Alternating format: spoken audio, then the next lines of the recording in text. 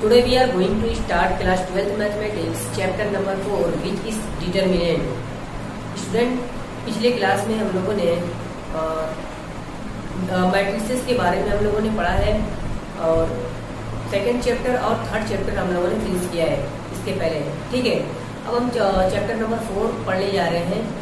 तो ये डिटर्मिनेंट है। डिटर्मिनेंट क्या होता है, मैट्रिसेस की ये कैसे अलग है, इसके बारे में हम लोग डिस्कशन करने जा रहे हैं, ठीक है।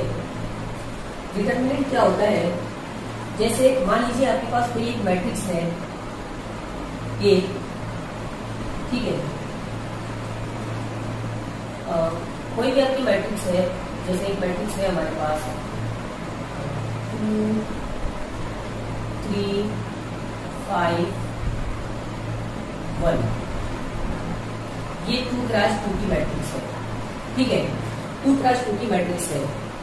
अब इस मैट्रिक्स को हम डिटर्मिनेंट के फॉर्म में कैसे लिख सकते हैं, कैसे लिखा जाता है। देखिए, ये मैट्रिक्स को हम लोग कैपिटल ए से लिखाते थे, इस मैट्रिक्स को हम लोग डिटर्मिनेंट को हम लोग कैसे लिखेंगे, A determinant is equal to, और ये मैट्रिक्स अब डिटर्मिनेंट में चेंज हो जाएगी और ये डिटर्मिनेंट का सिंबल होता है। जो भी आपको एलिमेंट है वो आपको एज इट इज आप लिख दीजिए, ठीक है। तो उसी मैट्रिक्स का डिटर्मिनेंट निकाल सकते हैं जो मैट्रिक्स आपकी स्क्वायर मैट्रिक्स हो, है ना। ये कितने ऑर्डर की मैट्रिक्स है, 2x2 ऑर्डर की, या सिर्फ आप ये भी कर सकते हैं कि 2x2 ऑर्डर की मैट्रिक्स है, 2x2 या सिर्फ 2 ऑर्डर की मैट्रिक्स बोल सकते हैं। तो सिर्फ स्क्वायर मैट्रिक्स का ही हम डिटर्मिनेंट निकाल सकते हैं, स्क्वायर मैट्रिक्स का ही डिटर्मिनेंट पॉसिबल होता है। तो इस चैप्टर में जो हम मैट्रिक्स जो भी मिलेगी या जो भी डिटर्मिनेंट मिलेगा वो आपको स्क्वायर मैट्रिक्स का ही डिटर्मिनेंट मिलेगा, ठीक है। तो अब इसको सॉल्व कैसे करेंगे। अच्छा, डिटर्मिनेंट को हम लोग इस तरीके से भी लिख सकते हैं। डिटर्मिनेंट को हम लोग डिटर्मिनेंट ऑफ ए भी लिखते हैं, ठीक है, या इसी को हम लोग डेल्टा से भी लिख सकते हैं, है ना। इसके डेल्टा से भी शो कर सकते हैं, ठीक है।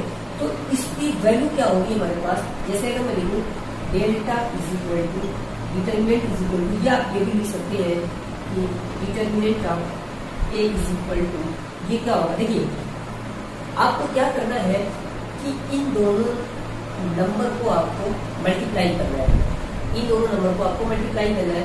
तो 2 1 2 और बीच में आपका फार्मूले का माइनस होगा, माइनस, और इसके बाद आपको इन दोनों को मल्टीप्लाई करना होगा। 2x2 के लिए मैं बता रहा हूँ पहले, तो 5 3 15, ठीक है। तो इस तरीके से इसकी वैल्यू क्या आ जाएगी, -13। तो इस डिटर्मिनेंट की जो वैल्यू होगी वो आपकी कितनी आई हुई है, -13, ठीक है। तो यह तो आपके 2x2 की मैट्रिक्स थी और उसका हम लोगों ने डिटर्मिनेंट फाइंड किया है। एक और हम लोग डिटर्मिनेंट फाइंड कर रहे हैं जो 3x3 का है, ठीक है।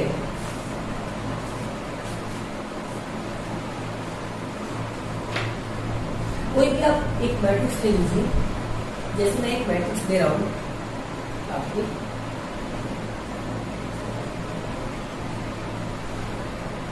जैसे आपके क्वेश्चन नंबर 5 का है एक्सरसाइज, आपके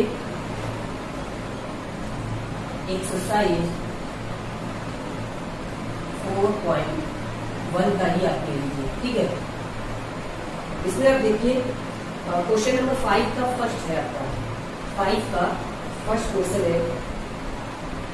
मैंने अभी आपको 2x2 के मैट्रिक्स का डिटर्मिनेंट निकाल के आपको दिखाया है, और मैं आपको दिखा रहा हूँ कि एक मैट्रिक्स, मान लीजिए आपकी एक मैट्रिक्स दी हुई है, ये 3 -1 -2 0 0 -1 3 -5 0, ठीक है। ये एक मैट्रिक्स दी हुई है जो कि आपको 3x3 की है, या आप ये कह सकते हैं कि ये ऑर्डर 3 की है। तो अब इसका आपको डिटर्मिनेंट निकालना है। तो डिटर्मिनेंट के लिए हम क्या लिख सकते हैं, इसको determinant of A is equal to determinant, ठीक है। डिटर्मिनेंट ये 3 है, -1 है, ये -2 है आपका, इस तरीके से ये 0 है, ये आपका 0 है, ये आपका -1 है, ये आपका 3 है, ये -5 है और ये आपका 0 है। ठीक है। अच्छा, मैट्रिक्स में आप लोगों ने पढ़ा था कि ये आपका क्या होता है, ये आपका रो है, रो, ये रो 1, रो 2, आपका रो 3, ये कॉलम 1, कॉलम 2, कॉलम 3 है ना। ये आपका क्या है R1, ये आपका R2 और ये आपका R3। ठीक है। इस तरीके से ये आपका C1, ये आपका C2 और ये आपका C3 है। ठीक है। तो मैं इसको आपको R1 के अलावा आपको डिटरमिनेंट एक्सपेंड करके दिखाता हूँ। R1 के अलावा, इसी के अलावा मैं R1 के अलावा आपको एक्सपेंड करके दिखाता हूँ। आप किसी के भी अलावा निकाल सकते हैं। मैं अभी बताऊंगा किस तरीके से आपको सबसे इजी पड़ेगा। देखिए, ज्यादातर हम लोग R1 के अकॉर्डिंग, R1 के अलावा ही एक्सपेंड करते हैं, डिटरमिनेंट निकालते हैं R1 के अलावा ही।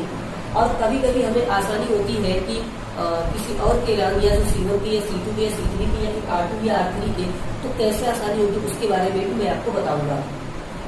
ठीक है। तो फिलहाल मैं R1 के अलावा इसको एक्सपेंड कर रहा हूँ। यहाँ पे लिख रहे हैं एक्सपेंडिंग अलाउंग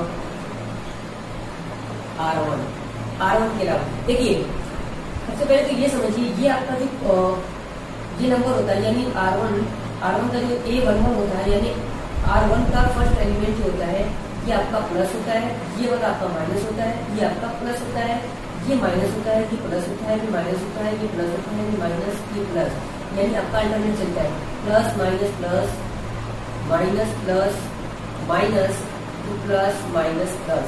ठीक है। ये प्लस होता है, ये माइनस प्लस। उसके बाद देखिए, एक जगह दोनों नंबर नहीं आना चाहिए, ये प्लस, ये माइनस, की प्लस, ये माइनस, की प्लस, ये माइनस, प्लस माइनस प्लस। ठीक है। तो इस तरीके से होता है। तो मैं आपको R1 के अलावा आपको एक्सपेंड करके दिखाता हूँ। तो आपको करना क्या है कि जो नंबर है ना यहाँ पे, ठीक है, डिटरमिनेंट ऑफ A, ये जो पहला नंबर है R1 के अलावा कर रहे हैं, तो आपके प्लस में है, तो यहाँ पे प्लस नहीं लिखा जाता है, इसलिए 3। ठीक।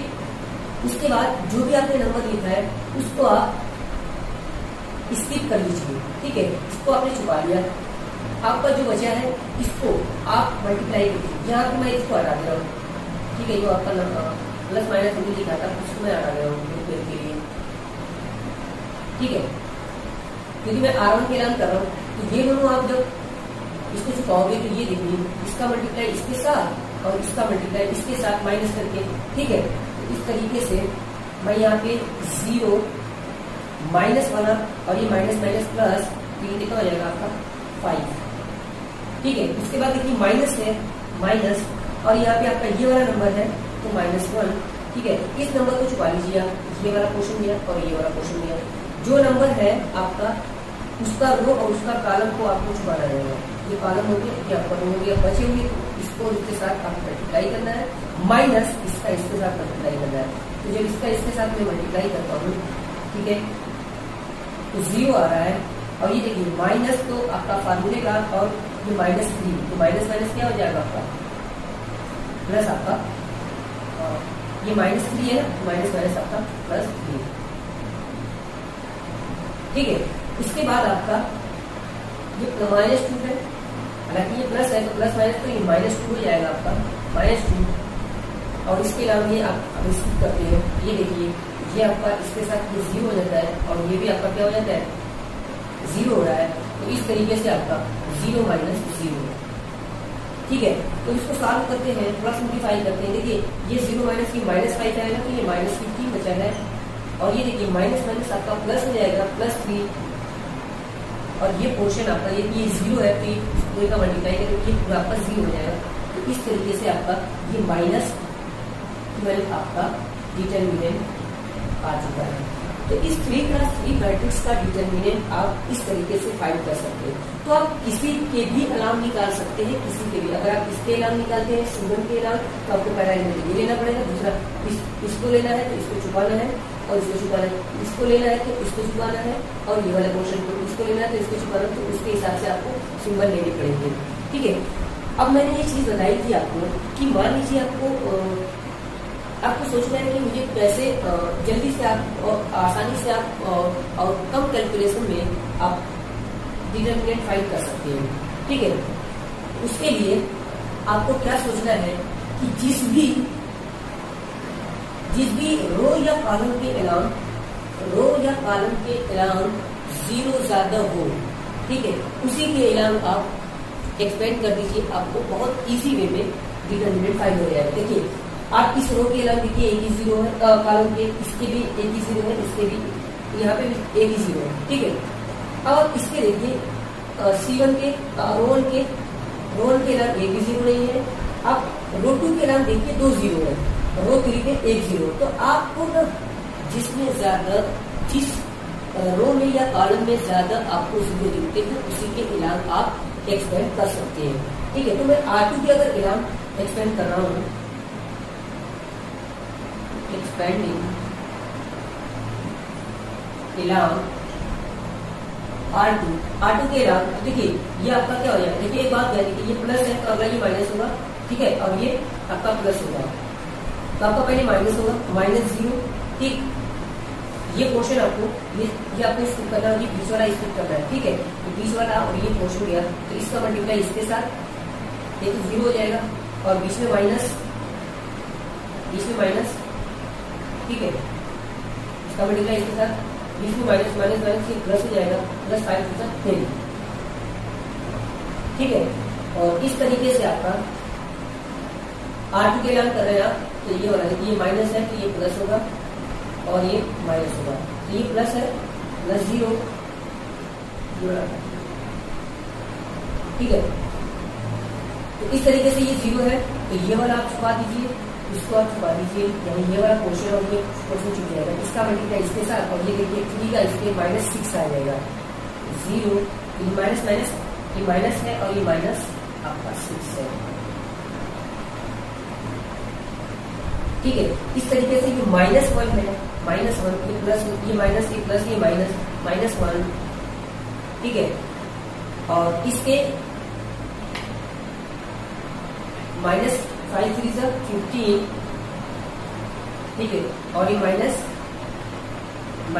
प्लस, ये -3 आ रहा है, बाद में इसको कैलकुलेट कर देंगे।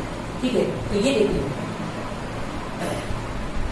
आपका, देखिए ये आपको सॉल्व करना ही नहीं पड़ेगा, ये आपका 0 बाहर है, ये आपका तुरंत आपका 0 देगा, ये भी आपका 0 देगा, तो ये आपको कैलकुलेट करना ही नहीं है।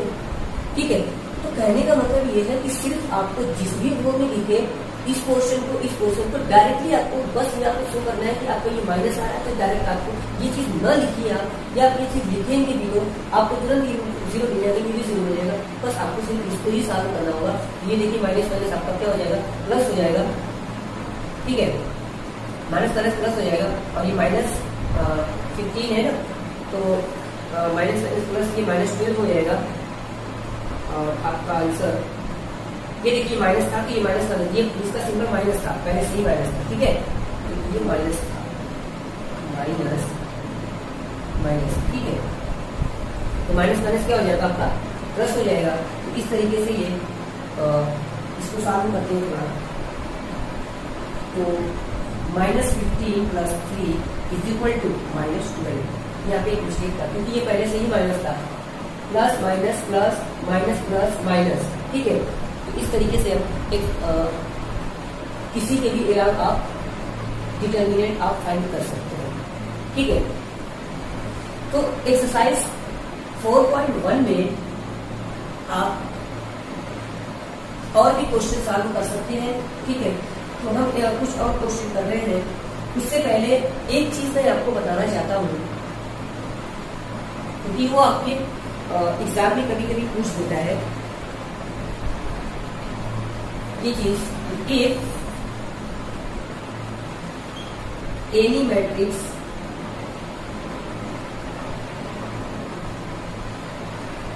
Is singular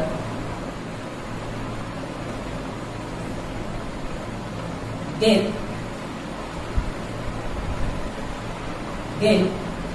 determinant is equal to 0।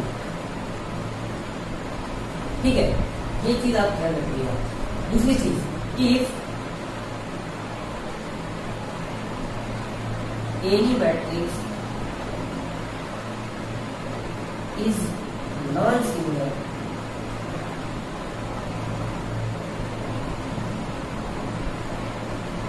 then determinant of A is not is equal to 0। यानी अगर आपकी कोई भी मैट्रिक्स है, अगर उसका डिटर्मिनेंट 0 होता है तो हम कह सकते हैं कि वो मैट्रिक्स सिंगुलर मैट्रिक्स है, और अगर किसी मैट्रिक्स का डिटर्मिनेंट 0 नहीं आता है तो वो नॉन सिंगुलर मैट्रिक्स होती है। ठीक है, जैसे मान लीजिए ये क्वेश्चन किस तरीके से पूछ सकता है, जैसे ये क्वेश्चन ऐसे कुछ पूछ सकता है, इसको थोड़ा यूज करेंगे। जैसे आपको कोई एक मैट्रिक्स दे दिया, मैट्रिक्स ए और 2 1 x 3, ठीक है, ये बोल दिया कि ये मैट्रिक्स आपको सिंगुलर मैट्रिक्स है तो आपको x की वैल्यू फाइंड कीजिए। तो इस मैट्रिक्स को क्या लिख दीजिए आप, डिटरमिनेंट इज इक्वल टू 0 लिख दीजिए। ठीक है, तो इसका पहले डिटरमिनेंट आप निकाल लीजिएगा, तो इसका जो भी डिटरमिनेंट आएगा यहाँ पे आप निकाल लीजिए। तो ये डिटरमिनेंट कितना होगा आपका, 2 1 x 3 इज इक्वल टू 0। यहाँ से आप सॉल्व कीजिए, 3 2 6 minus x is equal to 0, यानी x is equal to 6, x is equal to 6 आपका। तो इस तरीके से आपको सिंगुलर मैट्रिक्स अगर आपको कोई दी है तो इसमें से अगर कोई वेरिएबल है या कोई और चीज की वैल्यू पूछा है तो आप बड़े आराम से इसको फाइंड कर सकते हो। ठीक है, अब एक्सरसाइज 4.1 में कुछ और क्वेश्चन देखते हैं हम।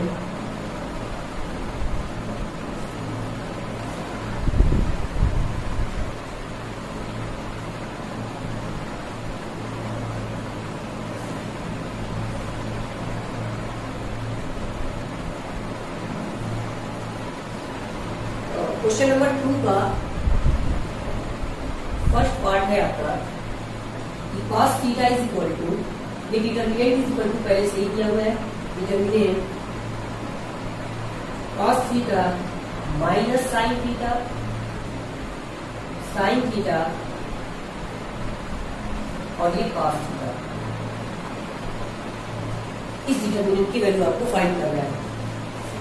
तो ये आपको बहुत इजी है, क्या करना है, इसका मल्टीप्लाई इसके साथ, ठीक है, तो cos स्क्वायर थीटा, ठीक है, ये फार्मूले का माइनस, और ये माइनस पहले से है तो माइनस साइन स्क्वायर थीटा, ठीक है, तो माइनस माइनस प्लस हो जाएगा, तो cos square theta minus sine square theta, तो ये माइनस माइनस प्लस हो जाएगा, तो cos square theta plus sine square theta equal to कितना होता है, 1 होता है। तो इस तरीके से आपका इसी वे में आपका सॉल्व हो जाएगा। तो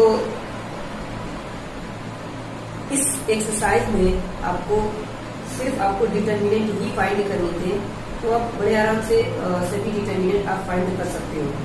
देखिए आपको एक और क्वेश्चन दिया हुआ है यहाँ पे, क्वेश्चन नंबर 7, क्वेश्चन नंबर 7 देखते हैं।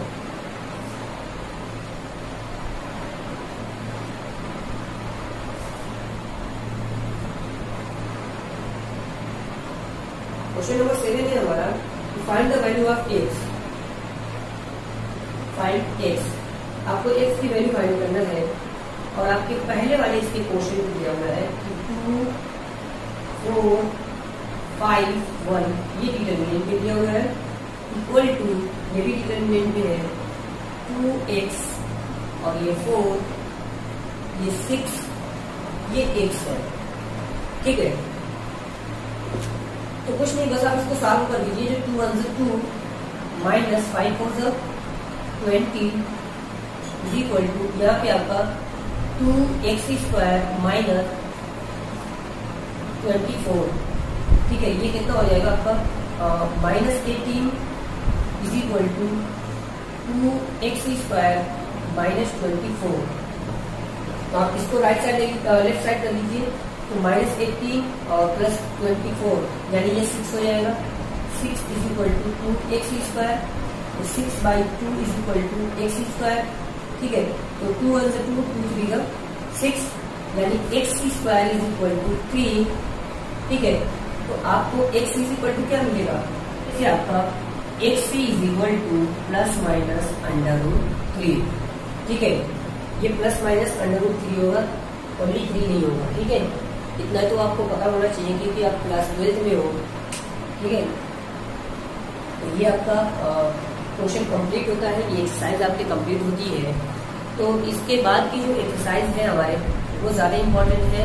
आपके जो सबसे लास्ट एक्सरसाइज है वो आपको लीनियर इक्वेशन कुछ दिए होंगे और उसे हमको डिटरमिनेंट की सहायता से हमें सॉल्व करना है। तो वो मैक्सिमम मार्क्स में उसमें क्वेश्चन 100% एक क्वेश्चन जरूर आता है ना। तो उस पर ज़्यादा फोकस है हमारा। और एक क्वेश्चन और आपका आता है 4 या 5 मार्क्स में, जो कि आपका एक्सरसाइज 4.3 या 4.2 में होगी मिलेगा, ठीक है। तो आप इसको ये आपकी एक्सरसाइज आपको सिर्फ बेसिक बनाने के लिए थी कि इस एक्सरसाइज में हम डिटरमिनेंट कैसे फाइंड करते हैं। बाकी बचे हुए क्वेश्चन को आप प्रैक्टिस कर लीजिएगा। जो भी क्वेश्चन नहीं आएगा वो आप हमें कमेंट कीजिएगा, ठीक है। इसके बाद मैं आपको नहीं होगा तो मैं नोट दे दूँगा आपको, या तो फिर आप कर सकते हैं खुद से। Okay, thank you.